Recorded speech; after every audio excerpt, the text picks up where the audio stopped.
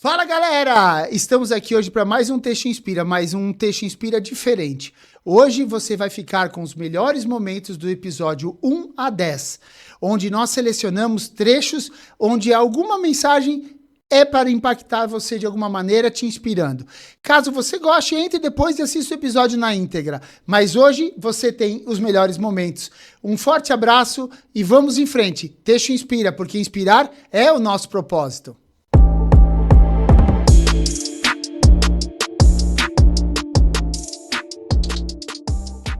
Eu vi poucas pessoas investindo em conhecimento de PCP. Então, eu te pergunto isso. O que você pode me dizer dessa dor que eu percebo estando fora da produção? Eu sou fora da produção, mas eu percebo essa dor. O que você me diz disso? O PCP, Alex, é um setor extremamente estratégico, né? Dentro do nosso modelo de gestão, por exemplo, nós temos 21 subsistemas e PCP é um deles, né? É um desses subsistemas, né? Dentro do modelo, né? Duas questões são fundamentais para um profissional dessa área, né? As tão chamadas de hard skills e as soft skills, né? Dentro dessa realidade nova de mudança de cenários, né? O ambiente de negócio mudou. As empresas industriais precisam também rever seus processos internos. PCP talvez seja o primeiro de grande impacto, onde os tempos precisam ser mais velozes, mais ágeis, né? PCP ajuda diretamente nesse aspecto. As empresas precisam ter menos estoques, para não terem tanto dinheiro envolvido no estoque. PCP é fator-chave nesse processo, né? As empresas precisam ter padrões de qualidade melhores, né? PCP contribui diretamente, né? Então, se nós pensarmos assim em hard skills, soft skills, talvez o grande desafio, se você é dessa área de PCP, é se preparar com metodologia de trabalho. PCP tem método, né? Existe um método para planejar longo prazo, planejar médio prazo, curto prazo, curtíssimo prazo. Existe metodologia para isso. Então, olhando para hard skills, o primeiro desafio de um profissional é verdadeiramente ele dominar metodologia, dominar o sistema de pensar, né? De tomar decisão para cada momento que a empresa tem, né? Há uma deficiência nesse aspecto. O segundo aspecto tem agora a ver com as soft skills, né? Onde o comportamento, né? Aquilo que precisa ser feito, aquilo que precisa ter de atitude para fazer, porque não basta só um indicador mostrar que o resultado não está bom, né? Tem que ser feito algo, né? Então, o setor de PCP hoje com a somatória das hard skills, modelo de trabalho dentro da área de PCP e as soft skills, ajustando seus comportamentos e realinhando eles para o novo momento, faz com que o profissional consiga ter um sucesso diferente como profissional e faz com que a empresa comece a se destacar. Porque brand, né? Vamos falar em outros momentos de brand, né, Alex? Mas entregar no prazo é brand, né? Entregar antes é brand, né? Entregar com qualidade. Confiança, né? Gerar confiança no cliente, desejo, porque você pode fazer um trabalho de marketing bacana, tá lá na frente fazendo um monte de coisa, mas se você não entregar o que você se propôs... Então, falando assim, em 3 macro etapas de processo, Alex, planejamento, gerenciamento e execução, dentro das organizações, o PCP contribui diretamente para as 3. Mas é lá no gerenciamento, onde que talvez ele tenha o maior impacto, né? Que ele possa lá, naquele momento, com as metodologias adequadas, né? Serem aplicadas, ele vai entregar resultados realmente diferenciados. Para que existe a omnicanalidade? Porque tem modelo de negócio para chegar em qualquer canto. Pega um país como o Brasil, com as dimensões que tem, você não vai vender no interior da Amazônia, lá de canoa, pela internet. Você vai ter que depender do representante. Mas esse representante que está indo lá na canoa, que você lembra quando você falou, eu tenho que olhar a dor do cara lá também, pô, esse cara vai ter que estar sabendo que ele está chegando lá com a baita marca, ele tem que estar com o marketing dando suporte, ele tem que estar com fome de vender aquele produto. Isso ele só vai ter se ele for muito bem preparado. E aí a gente volta naquela tríade do começo, do processo, do planejamento, do processo e do treinamento, né? De você ter o processo bem desenhado, para que não haja conflito de canais, Coisa isso aí tudo que esse é o trabalho do gestor. Esse gestor tem que estar ligado. Promover esse engajamento e esse pertencimento, porque sim, todo profissional que de verdade pertence a uma estrutura, então não importa se ele é terceirizado, se ele é contratado, mas ele realmente se sente parte, ele vai levar a mensagem, porque ele está levando a mensagem que é da empresa que ele faz parte. Você falou da Dudalina, eu não sei quanto tempo faz que você já saiu de lá, mas com orgulho de como se fosse hoje, né? E a gente sente mesmo, assim, quem está aqui sente, assim, ó, fala com orgulho de como se fosse hoje. Então, eu acho que é isso que a gente tem que despertar nas pessoas, independente da posição que ela está. A gente chega na portaria e aquele porteiro, ele tem prazer de estar naquela empresa, de fazer a entrega maravilhoso. O representante que está lá na Amazônia, no barco, também tem prazer. Então, como faz, né? Como faz? Tem que ter agenda estratégica, tem que parar para falar de gente, para colocar todo mundo dentro desse grande barco que é uma empresa e dizer, ó, a gente precisa ir todo mundo naquela direção e não ter o pessoal um remando para trás, 2 pulando do barco. Então, acho que não são poucos os desafios de pessoas, né? Então, são fortes, né? São fortes. Muitas empresas, viu, Alex, que a gente tem clientes do Brasil inteiro, né? E muitas empresas falam assim, né? Os donos, ou os gestores, né? Ou os líderes, né? Dizem assim, poxa, como tá difícil de gente, né? Daí fazem a pergunta, viu, Bárbara? E naquela região lá, como é que tá, né? E a gente, de resposta, traz a mesma informação, né? Igual. Tá igual, né? O grande desafio é pessoas, né? Mas eu quero jogar mais uma provocação aqui para você, Bárbara. Muitos líderes, gestores, donos dizem assim para mim, Gerson, eu perco o meu funcionário por R$50, porque lá o meu vizinho está pagando R$50 a mais, R$60 a mais. A gente ouve tanto a gente ouve isso, né? Mas por que então? A pergunta agora, por que esse empresário, né? Esse gestor, né? Está perdendo o seu colaborador por um valor baixo e não está conseguindo fazer a retenção dele, né? Olha, a gente mora num país, né, que na grande maioria tem uma classe C muito maior CD do que as outras classes. Então, não vamos dizer que dinheiro não é importante para as pessoas, não. Sim, que às vezes R$60 vai ser, sei lá, a lata de leite que vai comprar para o filho. Então, dinheiro também importa. Mas ficar vinculado a uma empresa é a junção de basicamente 2 coisas. É bolso e coração. Então, se isso aqui estiver muito bem resolvido, pode ser até que o cara não olhe por R$50. Porque não é mesmo que vai mudar a vida dele. Melhora, mas não muda.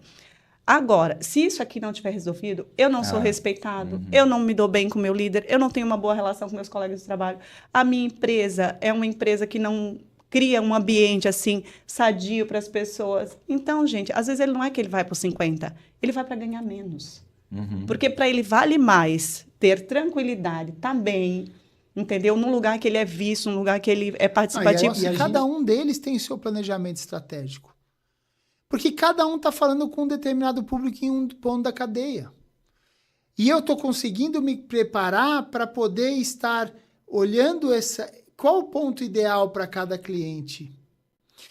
E também criando uma cultura, porque assim, existe hoje uma corrente muito forte de que a representação comercial é a terceirização da área comercial e que distancia do mercado a fábrica. E eu venho com uma cultura justamente oposta a isso. Porque quem é o cliente da minha representação comercial? É a representada. Lembra que a gente vai falar em outros assuntos mais adiante, a gente vai falar de branding, por exemplo. No branding, você tem que estar transmitindo através daquela cultura da empresa para que chegue no cliente. Quando você terceiriza isso nas vendas, pega o terceirizo, boto lá um representante que não tem nada a ver com a minha cultura. Um representante que não tem nada a ver e não tem a capacidade de levar adiante os valores da minha empresa. Como é que eu quero resultado nisso? Então, realmente, eu busco no meu negócio de representação hoje, olhar para quem é o meu cliente principal, o meu foco, meu cliente primário, que é a representada. Quais são os valores dela? O que ela quer? O que ela está falando para o mercado? Eu me identifico com ela? Por exemplo, eu me identifico com a Creora. A Creora é técnica, se preocupa com o cliente, desenvolve o produto e veio se estabelecer na casa do mercado têxtil porque ela quer estar próxima ao cliente. Cara, tem tudo a ver com o meu negócio. Ela hoje provém uma solução mais econômica na produção do produto, na entrega do produto dela, ajuda no crescimento, garante o abastecimento. Cara, é tudo que eu preciso oferecer para o meu cliente. Quando eu volto a dizer ali atrás, eu quero, estando na área comercial, olhar para a necessidade do cliente, facilitar a vida dele para que a solução aconteça e ele tenha mais resultado, na hora de escolher a minha representada, eu tenho que buscar exatamente quem possa representar esse valor. E aí, essa empresa que está lá, quando me escolher, ela tem que olhar para a minha empresa e ver, esse cara é capaz de levar a minha mensagem para o meu cliente? Porque, na verdade, aquele cliente secundário, que é o cliente final, ele é meu e dele. Ele não é do meu escritório. Eu estou trabalhando para aquele cara. Então, eu também quero pertencer àquele negócio. E hoje eu vejo até na área comercial, muitas empresas, ela vai lá, bota, você quer meu moçoar? Tá aqui, ó, vai lá vender. Aí tem um impacto gigante, né, que você está trazendo para nós, né, que é a questão da integração, né, desse escritório com a empresa, desse escritório com o cliente, né? Na verdade, você vive dentro da casa do cliente, né? Os dilemas da gestão comercial hoje, o cara tem que pensar em conflito de canal, omnicanalidade, uma série de aspectos para poder atingir os diversos públicos que a empresa dele tem que atingir. O cara da geração Baby Boomer, do cara da Millennial, do Z, do Y, do MH, JX e de todas que virão. Então, assim, o escritório de representação ele pode ter a sua função, mas ele precisa do suporte da fábrica e ele não pode se sentir ameaçado pela fábrica e nem a fábrica se sentir ameaçada por ele, porque ele dominou o cliente é dele. Não, eu não concordo com isso. Talvez outros representantes vão ouvir eu falando isso e vão ficar com raiva, mas eu não concordo, de cara. qualquer negócio. Mas assim, é engraçado, né? Parece assim, tão óbvio, né? Mas a gente tem muitos perfis de empresas em que elas não investem nem tempo, nem dinheiro para realmente conhecer as pessoas. Dentro da Florescer, a gente faz um trabalho de UX Research, que é justamente fazer pesquisa com o teu público. Seja ele um público consumidor, seja ele um público de clientes, né, de empresas, se o meu negócio for um B2B, né, entender, criar um mapa de empatia, por exemplo, que é uma das ferramentas que a gente utiliza, né? Então, o que essa pessoa pensa? O que essa pessoa sente? Quais são as dores? Quais são as necessidades dela? Né? E quando a gente calça sandálias desse público, a gente consegue entender e até extrair insights de soluções que a gente pode criar para elas, assim, maravilhosamente bem, sabe? A gente começa a trazer realmente o design, né? A pessoa para dentro. Você traz a alma do negócio para fora e busca e faz ela encontrar. Acho que uma coisa que eu passei a entender depois que eu assisti algumas vezes você falando ou até apresentando o teu trabalho a alguém, você começa a entender o que conecta o teu público ao teu produto e a tua empresa, e você faz esse match, né? Vamos botar, um esse pouco match, isso. É um match. Eu queria te fazer uma pergunta assim, quando você chega numa empresa nova, qual é mais ou menos o passo a passo? Eu sei que é muito complexo, mas qual é o passo a passo do desenvolvimento do branding? E depois que você faz esse passo a passo, qual é o resultado final que você apresenta?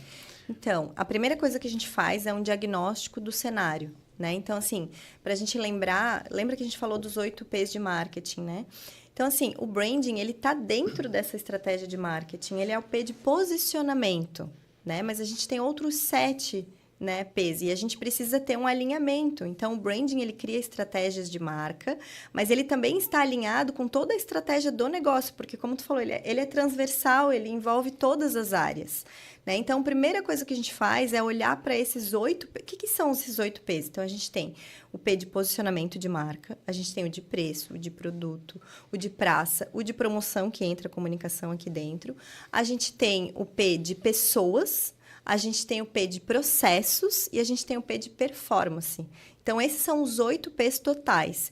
Então, o que a gente faz? Primeira coisa é olhar para esse cenário como um todo, clusterizar bem dessa maneira esses 8 P's e olhar, tá, como é que está o teu posicionamento de marca? Deixa eu ver como é que tá, como é que tu se comunica, né? Quais são os teus valores? Qual é a cultura que existe aqui interna? E aí, quando a gente fala de branding, isso é muito relevante. É olhar não só para eu me posicionando para o mercado, né, para quem eu quero que consuma de mim, mas também quem faz parte da minha empresa. Isso, num mundo mais interligado e num setor como o têxtil e de confecção, que tem produção em quase todos os países do mundo, mas hoje o eixo está na Ásia, isso nos coloca numa posição difícil, porque nosso mercado não é mais nosso 100%. Já foi. Quando eu falei lá de trás, até a abertura do Collor, era um mercado dominado pelos brasileiros e ponto. A importação era residualíssima quando tinha. Sim. Hoje não mais. Hoje nós estamos sendo agredidos, entre aspas, por vários outros países, principalmente da China, que é mais de 50% que a gente importa, e a nossa capacidade de ataque, e aí eu falo porque eu estou, de novo, recordando esse momento que o Brasil tinha uma participação. Nós chegamos a exportar quase 2 bilhões de dólares em 2005, para não ir tão longe, e nós estamos com 1 bilhão de dólares anuais. Tá? Estamos importando mais de 6. Então, como é que nós vamos reverter esse quadro? Porque tem uma máxima que não é minha, considerada do Dr. Mendel, que foi um dirigente, proprietário da Vicunha, que se você não é competitivo lá fora, o lado de fora é competitivo aqui dentro. Então, nós temos que ser competitivos para atender o mercado local e o mercado mundial. E isso nós vamos ter que ganhar novos investimentos, investir muito em pesquisa, inovação e tecnologia. E para que isso aconteça na velocidade que nós necessitamos, o Brasil sistemicamente tem que ser mais favorável. Então, é um setor muito disputado no mercado local e disputado mundialmente. O comércio mundial é de mais de 800 bilhões de dólares por ano. E a China domina mais de 35% desse mercado, Bangladesh, Paquistão, quer dizer, nós somos, ano passado, nos transformamos, no último ano safra do algodão, o Brasil se transformou no maior exportador mundial de algodão. Fantástico de você ter a matéria-prima disponível dentro do seu território. Mas a matéria-prima viaja 10, 15 mil quilômetros, 20 mil quilômetros, transforma, volta para cá competitiva. O que a gente está fazendo de tão errado? Quer dizer, o que nós fizemos de tão certo no agro e por que a indústria sofre tanto? E aí entra o famigerado custo Brasil, quanto mais você agrega valor, mais difícil fica. Mas nós não temos que ficar presos aos problemas. Nós temos que ficar focados na solução e nas propostas. E eu acho que isso que uma entidade como a BIT, junto com os sindicatos, com as federações, com a CNI, tem que fazer. Falou lá atrás, já vinha esse processo da indústria 4.0, já vou chegar ali na frente também falar um pouquinho desse como vem essa situação do 5.0. Só que o nosso setor, se pegar a confecção, todo mundo, né? A primeira revolução industrial, as máquinas a vapor, a segunda revolução, as máquinas elétricas, né? Toda a parte de energia. A terceira revolução industrial é a automação. E se a gente pegar a maioria das empresas ainda, ela tem pouca automação.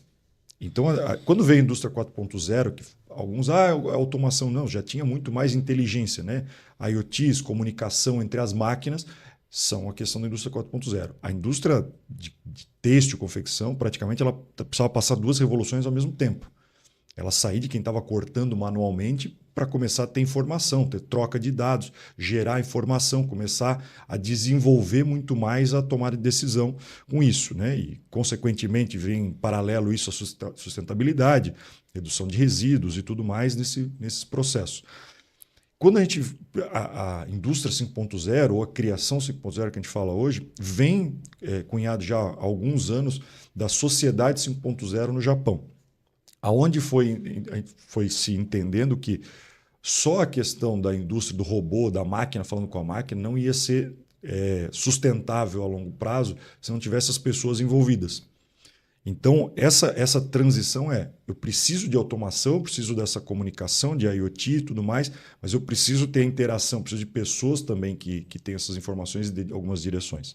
Então, a construção hoje, a gente está passando por um processo agora super recente, que para todo mundo está muito claro, mas vai ser uma disrupção muito grande, que é a inteligência artificial. Ela é um processo que vai potencializar muito as pessoas, não é eliminar as pessoas, mas eliminar processos muito básicos, muito manuais.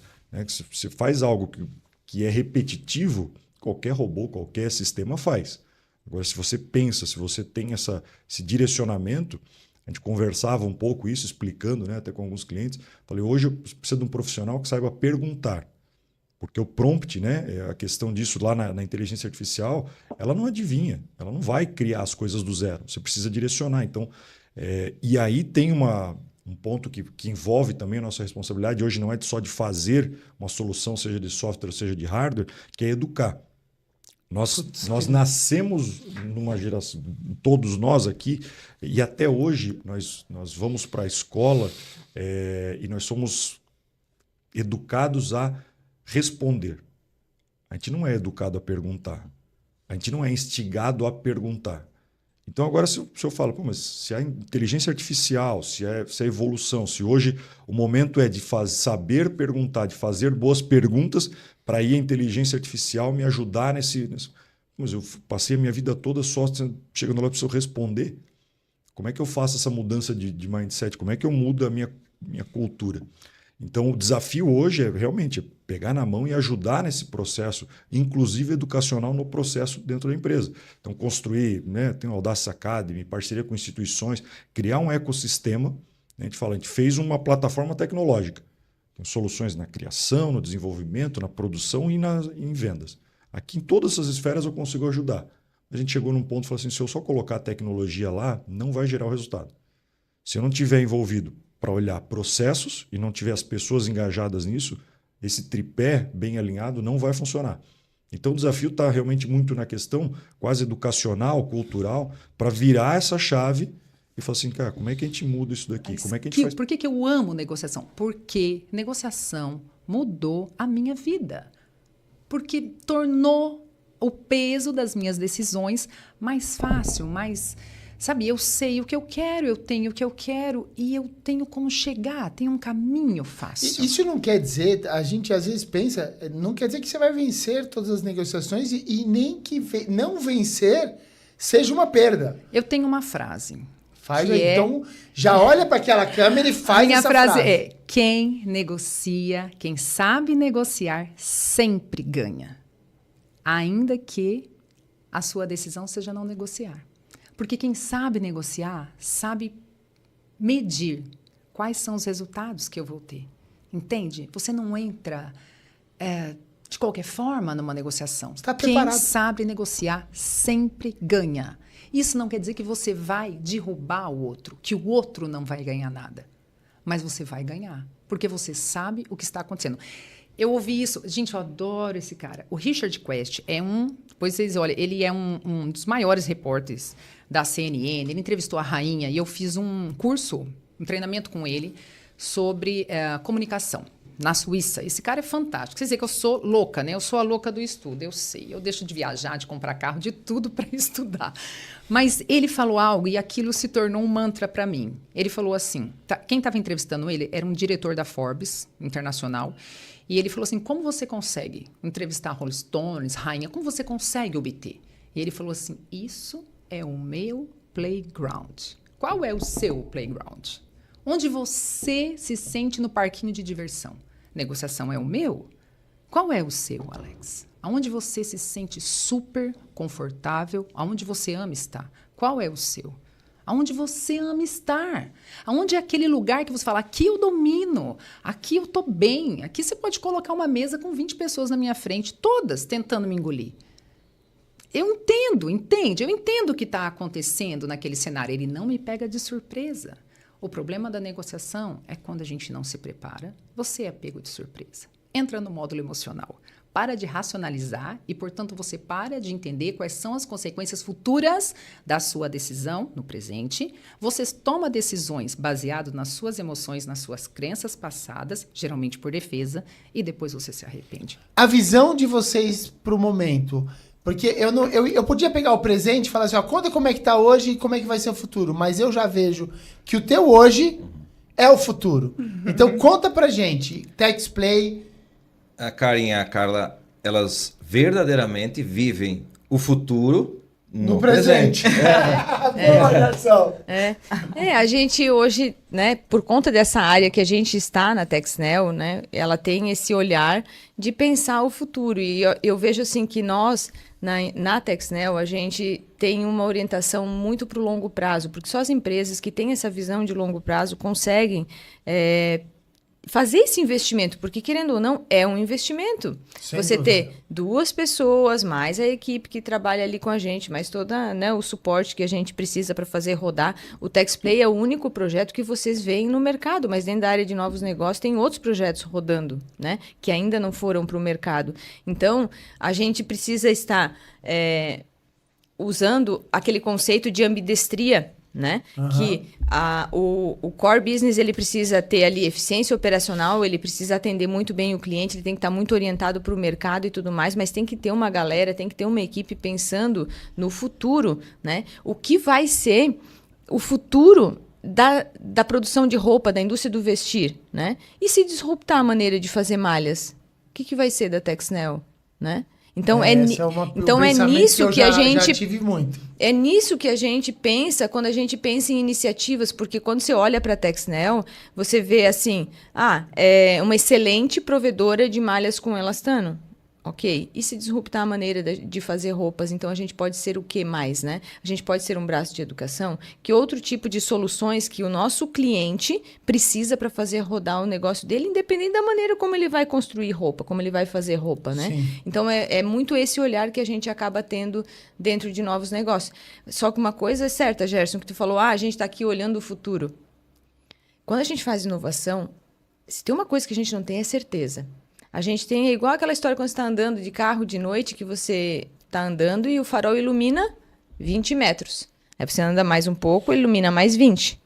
E assim é como tudo, eu acho, né? Tanto na nossa vida, na nossa história pessoal, porque se você perguntasse para aquela menina de 11 anos ou para a Karen, quando ela começou a fazer balé ou ela foi viver essas experiências dela internacionais, que com certeza amadureceram demais ela, perguntasse por que ela estava fazendo aquilo e onde ela queria chegar, talvez ela não tivesse essa clareza. Mas a gente vai construindo a clareza durante o processo. É por isso que a gente precisa ter essa sabedoria de saber entender o que a gente está vivendo e que os processos de transformação, eles não são românticos. Eles são construídos à base de muito suor, à base de muita engolir o choro e vai, entendeu? Que, né, tem até um ditado que diz aí, todo mundo vê as pingas que eu tomo, mas não vê os tombos que eu levo, né? É mais ou menos por aí. Então, eu acho que existe muito pouca certeza e quanto mais eu adquiro experiência, mais eu vejo que eu tenho muito mais perguntas e dúvidas do que certezas. Inclusive, a gente, em comparação com o resto do mundo, a gente tem até muitas marcas. Mas, o que a gente ainda precisa aprimorar? Esse trabalho. Então, a gente tem que entender que o setor tem que ser profissional. A gente tem que entender que a gente tem que consumir o congresso, que é o talk que você oferece. A gente tem que entender que o expositor vai estar lá na feira para trazer o quê? Informação relevante para quem vai buscar informação. Ou seja, é um facilitador para concatenar num mesmo espaço várias informações e ensinamentos, né? Eu posso estar enganado, mas eu acho que era o ano 2017. Eu tive no evento do ANDM de Camboriú. Eu acredito que tenha sido num talk que Dona Sônia, do Dalina, Dona Sônia de Souza. Isso, e o seu Vicente Donini fizeram lá, né? Aquilo, a gente tem uma amizade e um carinho muito especial pelos dois, né? E eu que trabalhei com Sônia, então a gente tem essa aproximação, né? E naquele momento não havia ainda um volume, Ivan, de fornecedores. Não. Aquele momento era um momento em que era uma troca de experiências muito forte. Sim, né? a gente tinha ali, Otto, acho que 20 expositores, né? Que era o que cabia, né? No espaço. Mas aí é que vem essa virada. Então, aqueles primeiros 5 anos, o projeto era de fortalecimento de marca, que as pessoas entendessem o que era um NDM, o que a gente trazia. Então, eu precisava trabalhar para que eu gerasse credibilidade com a marca. O nome é NDM, do que a gente estava entregando. Então, sim, fazia parte do meu projeto, o planejamento, trabalhar os primeiros 5 anos daquela forma, né? E aí, depois, os outros viria virada, porque eu já tinha informação, de que já estava sendo construído o centro de eventos em Balneário Camboriú. Ó, e aí eu conseguiria dar um boom. Por que da escolha de Balneário? Ah, por que não fazia em Blumenau? Por que não fazia em Brusque? Por que não fazia em Jaraguá? Cara, porque Balneário é uma cidade que não tem rejeição. E num primeiro momento eu estava muito motivado ainda pelas situações dos bairrismos que nós temos em Santa Catarina de município para município. Sim. Né? E se a gente observar, quando é que isso começou? Em 1960, quando começou os Jogos Abertos. Então, a gente briga entre a gente, mas isso é ótimo, porque isso faz com que esportivamente a gente cresça, né? Isso é muito bacana. Mas, estudando todas as situações, disse, cara, Balneário não tem rejeição. Só que não ficava pronto o centro de eventos. Me prometeram para 16, 17, 18, 19, 20, 21. Ficou pronto no final de 22. Né? Então, aí eu consegui. Veio a pandemia. Eu não acreditei que ia ficar pronto em 22, de tantas promessas que eu já tinha tido. Então, por isso, Cianorte. Então, agora está pronto? Beleza. Então, agora vamos em 2023. E aí fiz lá no Agreste. E em outubro do ano passado, consegui finalmente realizar o grande evento que eu queria com expositores, né, em Balneário Camboriú. Então, hoje, a gente está num espaço de 8.600 metros quadrados, que é gigante. Para nós, 20% desse espaço a gente continua utilizando para compartilhamento de inteligência, de conteúdo. Então, assim, temos expositores, sim, só que hoje a gente está com 110 expositores. Então, a coisa ampliou consideravelmente. E assim, né, Ivan, acabou se concentrando o maior número de pessoas com um nível profissional, que nem você falou, muito grande, né? Porque pessoas de sucesso estão lá compartilhando, trocando ideia, conversando, trazendo informações, trazendo inspirações, como o texto inspira também. A gente tem que lembrar que, assim, para que um setor seja profissionalizado, você tem que ter eventos que tragam informações relevantes, networking interessante, sabe? Não é, perdão, não é para que você só tenho que conversar com quem me interessa. Não é isso. Uhum. Mas, se eu quero me desenvolver, eu tenho que buscar no lugar adequado para isso. Como a nossa empresa ela é bastante desafiadora, hoje quando você contrata alguém e o cara não conhece a Coto, 30 dias ele está lá e fala assim, vocês são loucos. Vocês são loucos. Mas por que louco? Ah, porque vocês querem essas coisas na velocidade que vocês querem, não tem como. Não somos nós que queremos, o mercado quer. O mercado quer. E nós aprendemos com isso. Só para ter uma ideia, nós já estamos com quase 25% que nós entregamos até 45 dias. Nós temos uma meta para chegar a 2025, final de 2025 e 2026, para 40%. Então, se nós não tivermos velocidade, nós vamos ficar pelo caminho. Uhum. Essa velocidade não tem, vai ficar cada vez mais curto. Mais curto. E nós temos que fazer isso porque nós estamos numa crescente. Nós estamos aí com um desenho no nosso planejamento que devemos chegar lá em 2029 aí com 3 milhões de peças mês. Para quem é que tu vai vender 3 milhões de peças mês? Nós temos que ter essas alternativas para o cliente que ele é obrigado a comprar da Coto. Por quê? Qualidade é um investimento que vai ter que ser feito muito forte e velocidade. Então nós vamos ter que buscar na cadeia como é que a gente faz. Hoje a cadeia, eu acho que tem um aprendizado gigante no início. O início que eu digo de produção. Acho que a tecelagem ela pode ser um pouco mais rápida, principalmente tinturaria. Hoje o nosso maior lead time no processo é tinturaria. Eles querem 2 semanas e não dá mais para ter 2 semanas para atingir um lote de malha. Eu tenho 2 semanas para entregar o pedido. Então também essa cadeia da tinturaria ela vai ter que se modernizar, ela vai ter que trabalhar diferente. Tem que se adaptar. Tem que se adaptar. O mercado vai exigir isso. Não tem sombra de dúvida que vai acontecer isso. Eu te digo que realmente, como eu estou fazendo isso há pelo menos uns 20 anos aqui na região, é realmente um grande desafio. Esse é um grande desafio e que a gente vai ter que pensar formas novas, né? Por exemplo, sei lá, como você falou, você tem uma previsibilidade tão grande, o cara vai lá e vai locar com ele 2, 3 máquinas que você vai ocupar, no chova, faça sol. Eu estou viajando aqui, né? Mas novas soluções vão ter que aparecer. Sim. Porque senão você vai acabar sendo obrigada a se verticalizar. E eu vejo um ponto bem interessante na tua construção como um todo.